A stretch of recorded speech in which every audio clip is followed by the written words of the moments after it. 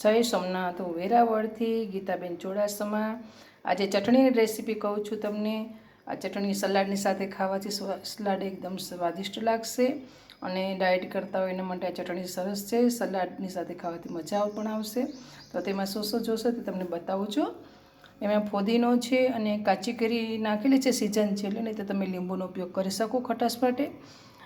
મીઠા લીમડાના પાન છે, મરચાં છે, સિંગદાણા, આદું, ખજૂર, ગળાશ માટે ખજૂર નાખવાનો, ખાંડનો ઉપયોગ નથી કરવાનો। આમાં ખજૂર નાખવાથી ટેસ્ટી લાગશે આપણી ચટણી પણ।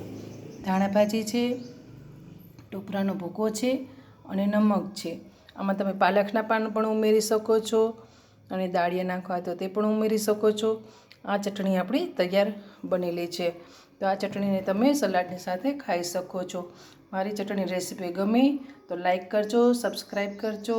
જય સોમનાથ।